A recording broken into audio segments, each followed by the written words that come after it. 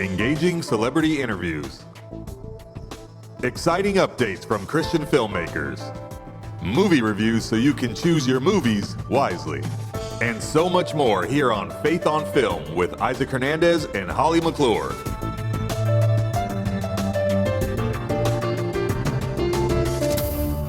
Hello, everybody. Welcome to this week's episode of Faith on Film. I'm Isaac Hernandez here with my co-host, Holly McClure. Holly, how are you today? I'm doing great. And, this is the summertime. We're in the middle of summer. Big movies are coming out. Hollywood's releasing their biggies in the studios, their tent, what they call tent films, right and left. So we're going to talk about two of those today. One for the family and one for adults. MOANA for kids and for all ages, really, but especially kids. And the Odyssey. The good, the bad, and if you should see it. Okay.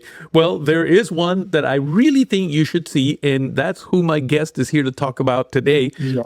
My guest is Doug Maddox. He's the owner of DBM Productions, and he's produced a movie called Operation Friendship. It's a wonderful kids movie, and you know what? In this time when family movies are nothing but family movies, it's great to see somebody that's produced such a good family movie. So let's take a look at the trailer to Operation Friendship, and then on to Doug Maddox.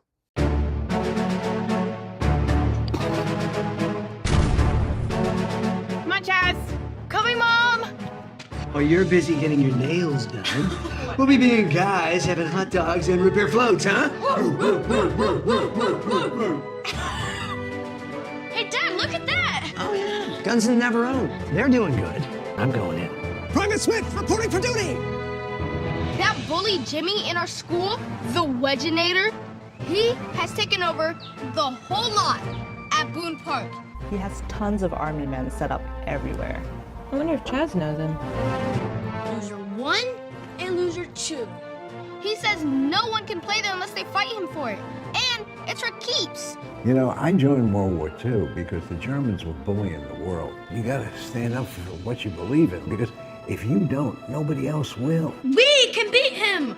He's going down! Yeah, but how? Your army against my army. Oh, I'll be there. They're gonna be annihilated. Chaz, I've got your back. Trust me. We had the box of Navarone, so I thought I would give you the guns of Navarone.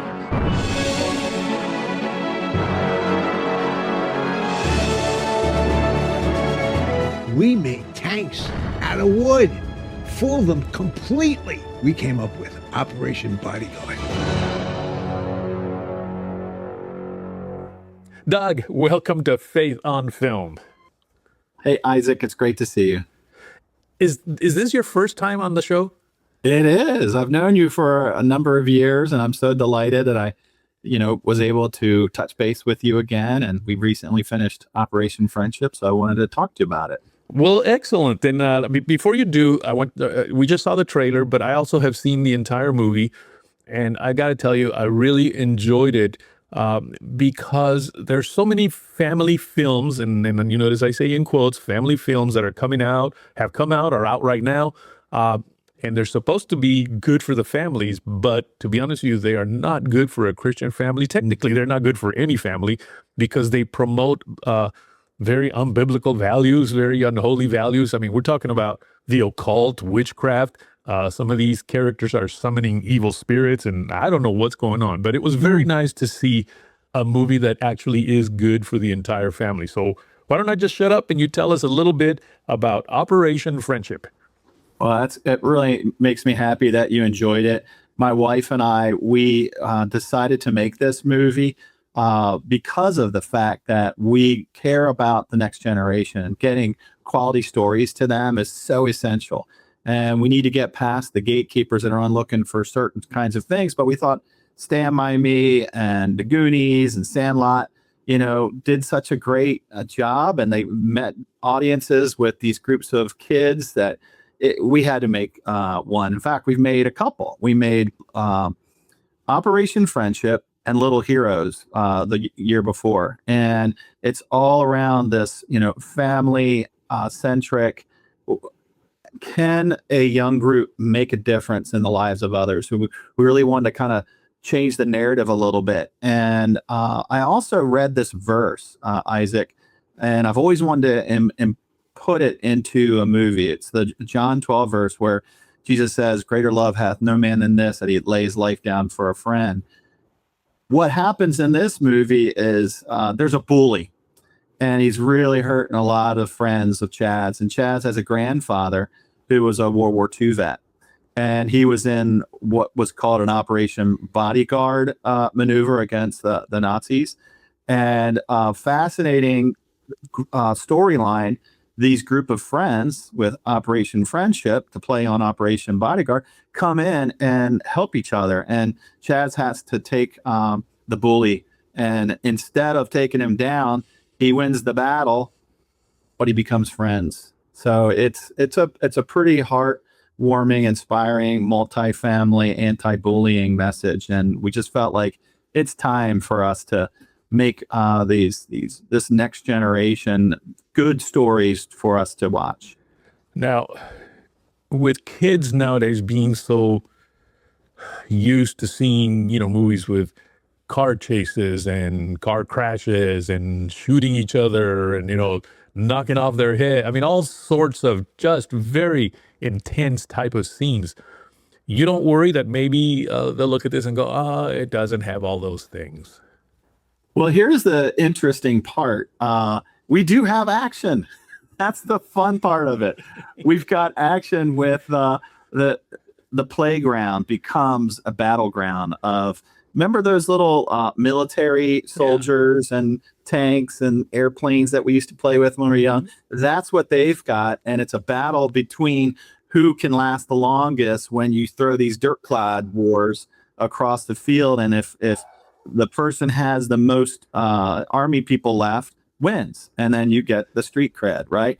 So they do it in an action-oriented way, and we got some great action filming, slow motion. Oh, we're going to get the guy at the end, and then we have a nice young girl that really wins the battle for Chaz, and she's always said, "I got your back, Chaz." You don't know why does she have his back. Well, she's been collecting the girl army, the pink army, the whole time, and then she comes out with a finale. Well, you have to see it; it's fun. So yeah, there's action, and that's what I think makes it really cool because kids will like it. It gets you all involved instead of being inside just playing video games. That's really cool, but going outside and really playing dirt clod board games, that's even better. Well, I have to admit to you now, I'm not a kid. I'm far from one. I actually enjoyed it. I enjoyed the whole concept to the point where I right now have this desire to go get a bunch of those little toy soldiers, and maybe with my grandkids in my backyard, we'll create the two separate armies and have this battle. Now, I'm thinking not with dirt clods because I don't like getting dirty. You can do it with balloons. Well, yeah, no, I was thinking of the little little Nerf gun things, and we'll just sit there. It just seemed like a really cool way to deal with issues of bullying, or really just issues of people, getting mad at each other. I mean, instead of punching each other in the nose, go have a little battle like that. It was really cool. And I love the fact that it's multi-generational. We really want to inspire the family to be involved in the kids' lives and stuff. And these parents absolutely love this kid. The wife lost her mom, and we recently lost our moms. And so they have the grandfather come live with them. And it's just their little quirky comedy with him. He's a pretty funny guy. I think he played the part pretty well. But we've got Libby Smallbone playing the mom, and James Arnold Taylor, the voice of Obi-Wan Kenobi with Star Wars Clone Wars, playing the dad. And this is like, at the time, I think it was his second or third live performance. He's usually in a back room doing his voiceover work. So it's really fun. And they brought so much inspiration to talk about the faith side of it. I let them run with it. I said, how would you embody this family? He says, we need to pray. And there's very natural, but a lot of prayer time during meals and before the battle and so on. So it was very natural. We even got that verse it wasn't written in the script. And I just wanted to, as the director, I wanted to say, okay, can we fit this in somehow? And there was this natural moment with the grandfather, and then his dresser had a Bible on it and a picture of his deceased wife. And it was just like a precious, quiet moment before the kids come in. And I said, hey, go ahead and open up to that verse. and he just read it. And the way he read it was just like, oh, that's a perfect place for that verse. And, as all the World War II vets and every other battle that we've been under through the years, it's like these people are sacrificing. So we wanted to honor the vets too. And in their credits roll, we've got veterans saying why they would give up their life for a friend. And it's very touching and very honoring. We've got our parents, my wife's parents, our parents, and then the writer's parents and Dan's dad, who was actually in World War II. And it was very meaningful. So I think we packaged a lot in there, but it feels right. Well, speaking of packaging some things in there, did you pull a what's the name of that director? An Alfred Hitchcock moment there? For those of you who don't know what I'm talking about, Alfred Hitchcock, which is probably one of our greatest directors of all time, used to always insert himself in the movie just ever so slightly, maybe in a group setting where he would just walk by. And I think I saw you walk by in one of those scenes. Yeah, I was one of the teachers. It's like the Alfred Hitchcock thing has been with me from the beginning. I've been making movies, and we have DBM Films, which is a full-on studio now. But from the very beginning, we did those little cameos and some bigger roles, some smaller roles. But yeah, you caught me. And yeah, it's an Alfred Hitchcock moment. The American Miracle. Let's see on this side. Yep. Over here, we got the American Miracle. Sorry about that. I was Dinwiddie. Okay. So no one recognized me on set. I had, full on garb. And so I marched Washington off to begin the French and Indian War. Well. So pretty wild. That was the young Washington too. The Dinwiddie that they got was amazing. So I'm like, I'm in good company. Heck, yeah. So I played those. You didn't pull one over on me. I noticed it right away. I'm like, whoa! And I turned to my wife and said, "That's the director. That's the guy that came over the house just a few weeks ago. He pulled the Alfred Hitchcock." I have this movie, kind of a technique. I basically have a pad that I can watch while I'm directing and get right in on the scenes. And so I can see what the camera is seeing right there. Then I put it away and then do my thing and then go forward again. Because it's not that easy to go and say, okay, who's directing if I'm on set? So I'm so glad again that you've created a movie like this. How can people watch this movie right now? That's a great question. It's out on all the platforms like Google and Amazon and Apple, Fandango, lots of great places to see it. DVDs are still available on dbmfilmstore.com. That's dbmfilmstore, all one word.com. We do sell DVDs still, which is kind of funny, mostly at the premieres, but all digital is available. And I'm going to be getting it on Amazon and Barnes & Noble and Walmart for DVDs through their website. That should be available in a couple months. So, but digital, it's all available. Excellent. Well, Doug, thank you so much for taking time to come in and let us know a little bit about the movie Operation Friendship. We need more of that. Thanks, Isaac. Really appreciate you. Thank you. Folks, we'll be right back with more Faith on Film. What makes Capernaum Studios different from other movie studios? We believe in empowering filmmakers to make stories that matter, inspire, uplift, and transform lives. From historically authentic sets to state-of-the-art, fully equipped sound stages, we offer immersive LED and green screen stages, ICVFX virtual production, period to modern sets, a first-century village featured in The Chosen, and much more. We provide everything filmmakers need to focus on what matters in making their vision a reality, producing meaningful content affordably without compromising creativity. Discovering what's possible when creativity meets purpose. Capernaum Studios, empowering filmmakers to make dreams a reality.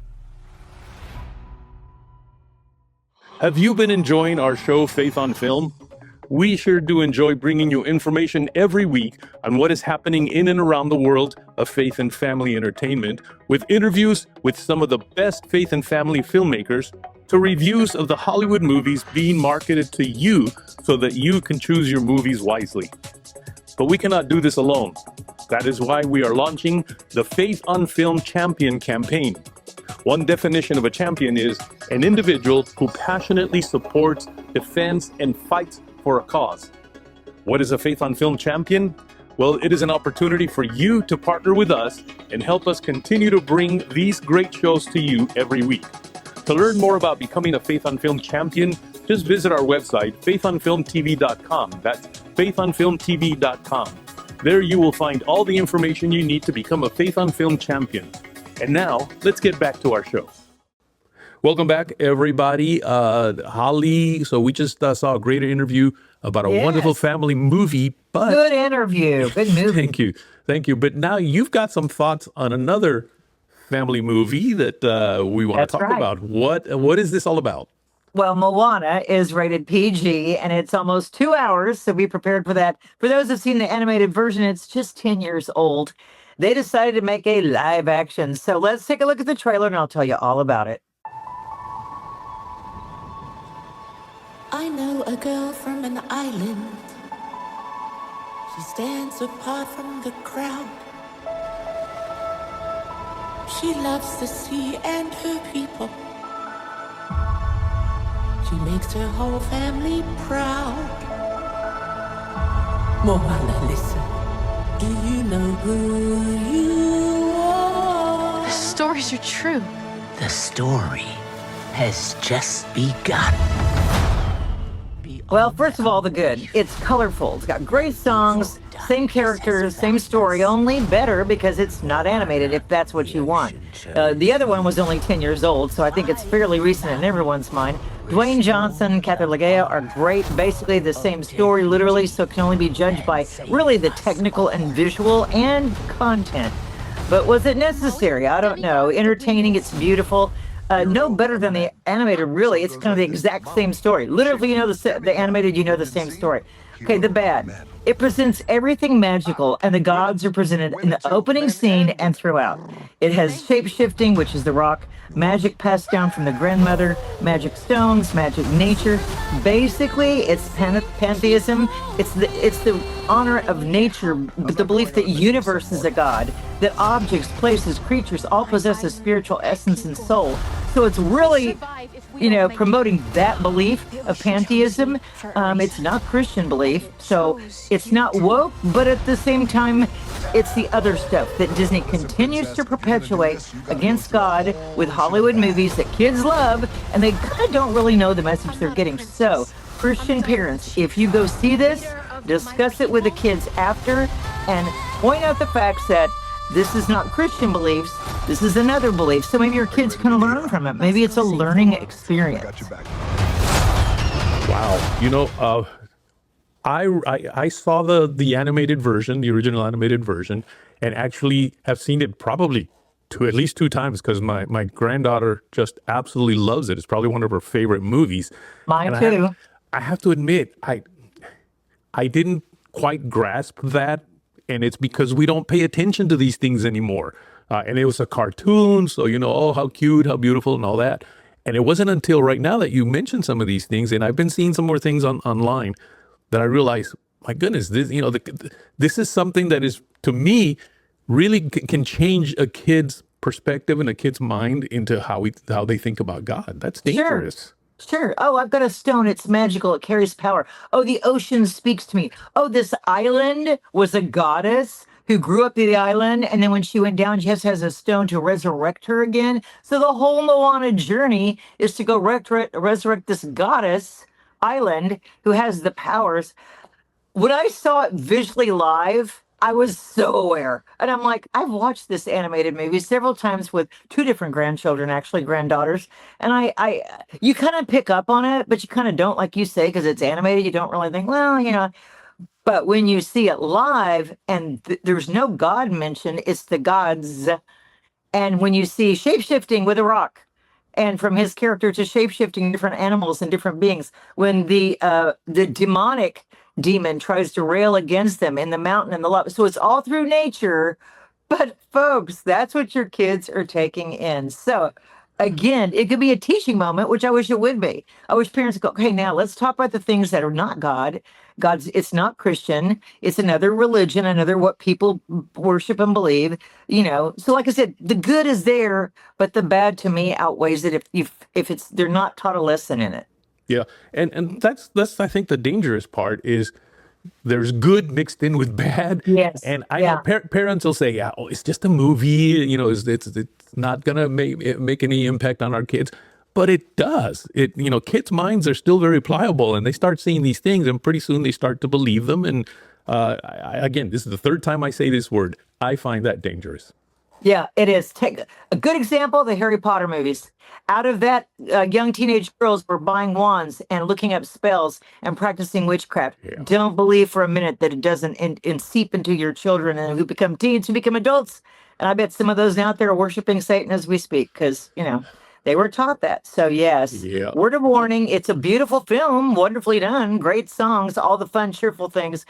But the subliminal message is still there from Hollywood. Yeah, and that's the thing that is said about the devil is he's not an ugly thing the way sometimes we portray him. He's actually a beautiful angel, and that's what's happening here. Is it's being disguised as that beautiful movie that has just a really bad impact on our kids. And I know parents will say again, that this is not going to affect them, but it really does. I'm glad you said something though. You said, look, you're better off not going to see it, which I agree. But if you do go see it, talk about it, explain to your kids, and that way, hopefully you kind of reverse what's being done. And you teach him. It's a teachable moment. Excellent. Now, there's another one that you also went to see and you want to talk about. Which one is that? Odyssey, is it? Right. It's the Odyssey by Christian Nolan. It's the 3-hour R-rated movie. But, and I went to see it because so many people said they weren't. And I'm glad I did because I can point out the differences. Let's take a look at the trailer.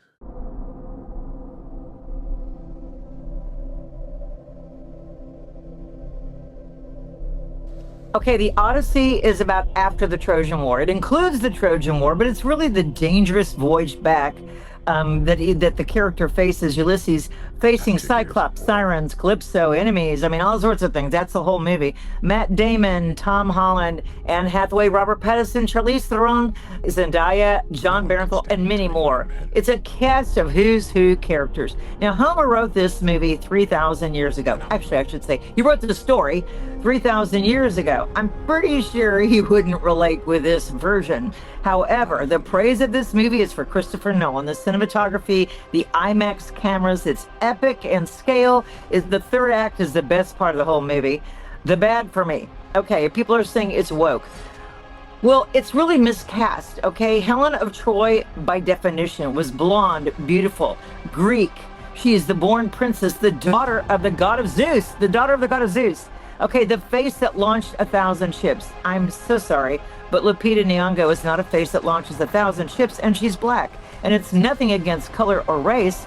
They miscast this character. So for people that are true to the story and love it and know the story, this is like not only taking away from the Greek character, but it's taking away from the mythology. It's taking away from the culture. It's taking away from their story of who these people were. So they've completely rewritten history, rewritten the story, and casting this character. The trans actress as a soldier, the trans actor as the soldier was too small, too wimpy, and too unbelievable to wear a Greek for war uniform as she tried to stumble across the sand and almost tripped because it's so heavy for her. No one was believing it. It's not like the Brad Pitt character in Troy. It's some other. They decided not to do that, thankfully. The star-studded cast really ruined it for me. All I saw was Spider-Man, Devil Wears Prada, Twilight Guy, and the others. It was just too big a face to try to carry that, role. It maybe have one or two main actors, but all of them, all I can think of is all the other films they've done. And that's probably because I'm a movie critic and I've been watching them for years. But, it just was. It was quick scenes without any really depth. Matt Damon was good. He's probably going to get an Oscar because bless his heart, he went through really grueling filming with this movie. But so again, I'm not saying that it's woke. It is. it's woke and it's miscast just horrendously. Now, Christopher Nolan chose to do it because why? Because for Oscars, you have to have a gay in it. You have to have a, minority in it. You have to have this. I'm not making this up. Go read it. It's for yourself. To get an Oscar, those things have to be in your film to qualify. So I strictly feel that this was for them to qualify for an Oscar. Otherwise, it pretty much could have used Greek, could have used them, but no, we didn't use Greek actors. We used white and black and American. And Zendaya, she plays a goddess. There's just a lot you could find fault with this. Wow. I was going to ask you, why are they doing this? I mean, why are they changing it? Is it because they're trying to change people's minds, or is it because they already know people's minds are changed and they're just trying to feed what they already, like? But I think you nailed it on the head. It's probably just as simple as we want to qualify for an Oscar. Christopher Nolan just did Oppenheimer. Okay. He wants to be cast for his other Oscar. He has the name, the money, the influence to say, this is who I want. Okay. No one's going to argue with it, except for people that know the story of the Odyssey and know that this is highly not real and realistic and has so many flaws in so many areas, So again, the third act is the best when he comes home and he goes in to fight for who he was and no one recognizes him. So that's like the best part. I got to admit, I was a little kind of bored with the middle part because it's quick. Yeah, the Cyclops was great. There's another great scene of turning these men into pigs. It was fascinating to me. Witchcraft, but it was fascinating. But if you follow the Odyssey, it's that mythology, that Greek mythology. This, you're just like, well, there's a witch and this Cyclops was good. But you're not developing emotions, characters. You're just hoping people get through it. And half of them don't. So by the end of it, you kind of start caring about a couple of the characters, and it shouldn't be that way. Anyway, I mean, go if you want, adults. It's 3 hours. I'm telling you, it's long. You can do bathroom breaks in the middle of the movie. You won't miss anything, I promise, except if you miss the Cyclops scene. Other than that, it's just, I can see why people aren't going to see it. And then again, the Christopher Nolan effect. It's the who's who. He's it, and he wants his Oscar. So that's why he did it this way. Wow. I would have to take about 3 breaks. But then again, that's TMI, isn't it? Also, the IMAX film that they shot, just to buy the film was $3 million. Just to get the film to make the IMAX. I mean, it was so much trouble for this thing. It's just amazing. All right. Well, again, we like to tell you about movies that we think you should go see, and we really want to encourage you to go see. But we also like to tell you about movies that we just want to make sure you know what's there so that you can make a wise decision, right? How do you say it, Holly? You can choose your movies wisely by knowing the information about it. Yeah. And with that, we will end today's show, Holly. Great being with you, Isaac, as always. Thank you, audience, for watching us and tuning in. See you next week. Write to us at faithonfilmtv@gmail.com. That's faithonfilmtv@gmail.com. And follow us on Facebook, Instagram, and X at faithonfilmtv.